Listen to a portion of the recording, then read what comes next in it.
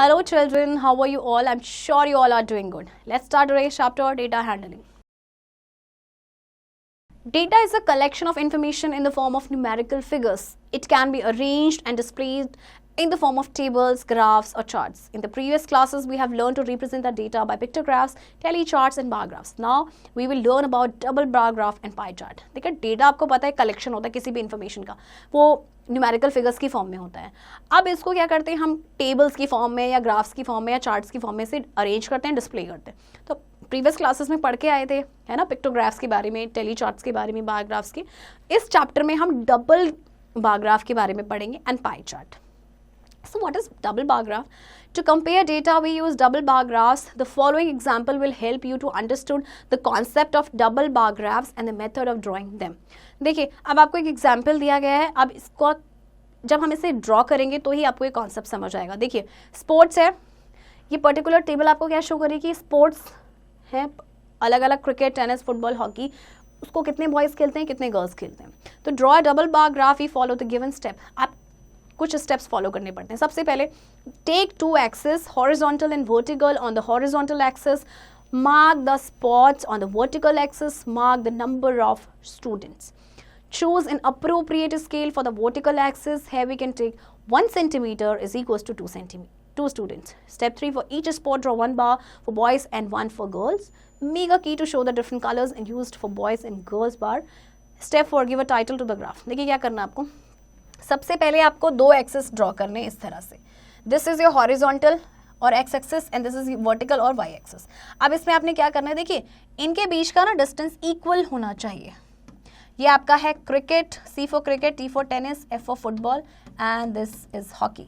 इसके बाद आप यहाँ पे नंबर जब आप डालेंगे तो इक्वल नंबर होना चाहिए. आप हमेशा 0 से शुरू करते हैं. 2, 4, 6, 8, 10. देखिए इनके बीच का जो डिस्टेंस है ना वो इक्वल होना चाहिए. ऐसे नहीं कि आपने 0 लिया फिर 3 लिया फिर 4 लिया फिर 10 ले लिया, ऐसे नहीं. हमेशा उनके बीच का जो डिस्टेंस है वो इक्वल होना चाहिए. इसके बाद आप क्या करेंगे, जैसे क्रिकेट है, फॉर एग्जाम्पल क्रिकेट को कितने बॉयज़ खेलते हैं. देखिए क्रिकेट कितने बॉयज़ खेल रहे हैं, 8 बॉयज़. ओके, अब गर्ल्स भी तो खेलती हैं, कितनी गर्ल्स खेल रही हैं, 5. तो 5 कहाँ आएगा, 4 एंड 6 के बीच में. तो ये गर्ल्स. आप यहाँ पे की लिख सकते हैं, बॉयज एंड ये आप इस तरह से कर देंगे गर्ल्स. आप क्या की लिखेंगे वो आपकी मर्जी है. ओके, Example 2 देखिए, the following graph shows the number of sales of vehicles during 5 months of 2 models of Maruti and Honda. Look at the graph and answer the following question. देखिए आपको ये ग्राफ दिया गया डबल बार ग्राफ. इसमें देखिए ये purple colour Honda के लिए, जो दूसरा कलर है वो आपका मारुति के लिए. इन पहले 5 महीने की सेल्स दी गई है इन व्हीकल्स की. आपसे क्वेश्चन पूछा है पहला, which model had the highest sale during first 3 months. पहले 3 महीने कौन से मॉडल की सबसे ज़्यादा बिक्री हुई. देखिए कैसे पता करेंगे, सबसे पहले आप प्लस कर लीजिए. होंडा का कितना हुआ, देखिए जनवरी में 300, देन फेब में कितना हुआ है 200 एंड देन मार्च में हुआ है 250, प्लस करके आया 750. इसी तरह से मारुति की निकालेंगे, मारुति की हुई है 400, देन नेक्स्ट मंथ हुई है 100 प्लस 200, कितना आया 700. यानी कि सेल्स जो है वो किसकी हुई ज़्यादा, होंडा की. ओके, अब नेक्स्ट क्वेश्चन क्या है, during which month Maruti had the highest sale. कौन से मंथ मारुति की हाईएस्ट सेल थी. तो देखिए मारुति की हाईएस्ट सेल कब थी, जनवरी में. ओके, इन जनवरी. इसके बाद सी पार्ट है, what is the total number of Maruti sold.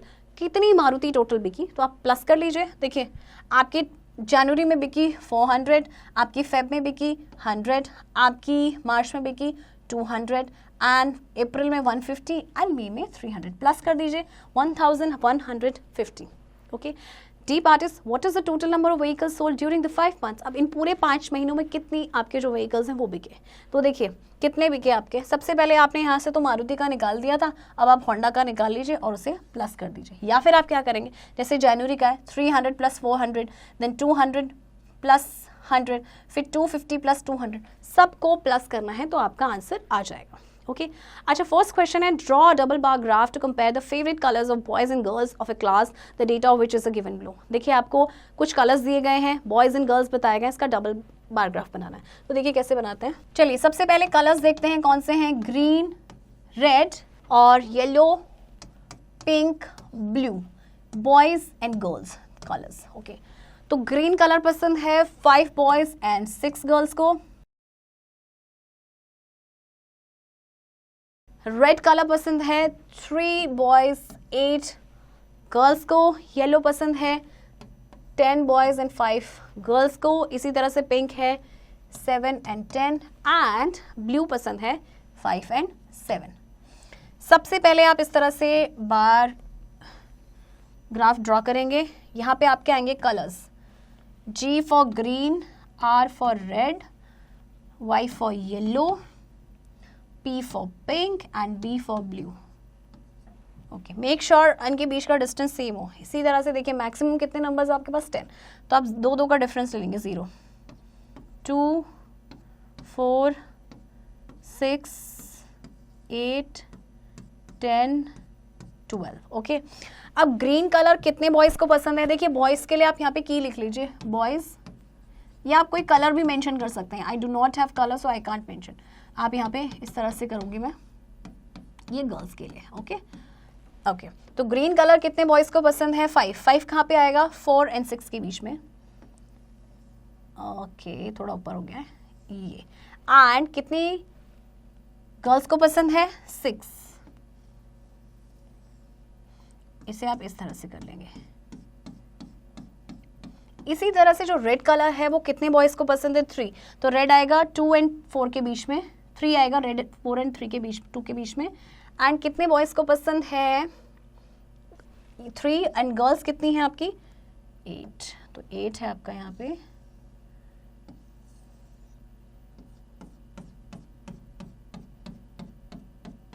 इसी तरह से येलो जो है, येलो पसंद है 10 बॉयज़ को एंड 5 गर्ल्स को, तो 5 गर्ल्स कहाँ पे आएंगे आपकी?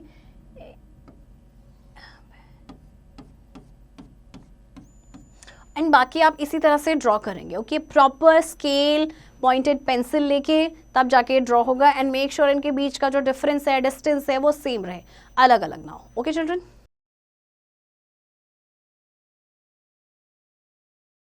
pie chart. Data can also be represented by dividing a circle into sectors. Such a representation of data is called a pie chart or circle graph. Pie charts are circular in shapes. Each section of the pie chart shows a fraction of a total amount. It shows the relation of parts to the whole.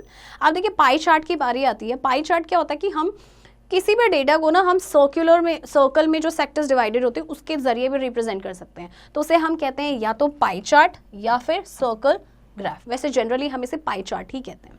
चलिए एक example देखते हैं। Pie chart for the different games played by the students of class 5 of A school is given. आपको यहाँ पे एक pie chart दिया गया है और क्लास 5 के स्टूडेंट्स कुछ पर्टिकुलर गेम्स खेलते हैं, डिफरेंट गेम्स, वो देखते हैं। चलिए देखिए, ऑब्जर्व करते हैं। Which game is played by the least number of student. सबसे कम गेम कौन से खेला जाता है? वो है आपका गोल्फ, राइट। आप पता लगा सकते हैं जितने सेक्टर्स बिगर है या स्मॉलर है। Which game is most popular among the students of class 5? कौन सा गेम सबसे ज़्यादा पॉपुलर है? वो है आपका cricket, right. Which games are played by equal number of students? और कौन सा ऐसा गेम है जिससे equal number of students play करते हैं? देखिए ध्यान से देखिए, टेनिस एंड फुटबॉल। क्यों? क्योंकि देखिए ये सेमी सर्कल है और दोनों इक्वल स्टूडेंट्स उसको लाइक करते हैं। चलिए डी पार्ट देखते हैं। If there are 60 students in class 5, how many students play football and tennis? अगर 60 स्टूडेंट्स हैं क्लास 5 में तो कितने बच्चे फुटबॉल एंड टेनिस खेलते हैं? देखिए फुटबॉल एंड टेनिस ये लगभग आधी क्लास खेलती है ना। तो हम इसे कैसे करेंगे? देखिए हम क्या करेंगे, हाफ ऑफ द क्लास यानी 60 का आप हाफ कर दीजिए, तो आप क्या आएगा 30, यानी जो 30 स्टूडेंट्स हैं वो आपके क्या खेलते हैं? फुटबॉल खेलते हैं एंड टेनिस खेलते हैं। चलिए क्वेश्चन नंबर 1 देखते हैं। The given pie chart shows how Sneha spends her time at school on different activities, study it and answer the following questions. देखिए कुछ डिफरेंट एक्टिविटीज स्नेहा स्कूल में करती है, क्वेश्चंस के आंसर देने हमें। Which activities given half of the time spend in school? School में जो टाइम देती है स्नेहा उसका हाफ वो कौन सा एक्टिविटी करती है? तो वो है उसकी स्टडीज़, है ना। हाफ टाइम में वो स्टडीज़ करती है, बाकी के टाइम पे डिफरेंट एक्टिविटीज़ हैं। Which 2 activities together take 1/4 of the time spent in school? अब देखिए 1/4 कैसे होगा? 1/4 आपका होगा, देखिए जैसे ये सर्कल है और ये 1/4, तो ये 1/4 ये कोई भी पार्ट, तो कौन सी ऐसी एक्टिविटी है जो 1/4 टाइम्स का लेती है? तो देखिए विच 2 एक्टिविटीज़ टुगेदर, और आपसे ये पूछा है कि 2 एक्टिविटीज़, कौन सी 2 एक्टिविटी साथ में? तो हम ये वाला लिखेंगे, स्पोर्ट्स आर्ट एंड क्राफ्ट, ठीक है। स्पोर्ट्स आर्ट एंड क्राफ्ट ये इसका आंसर होगा।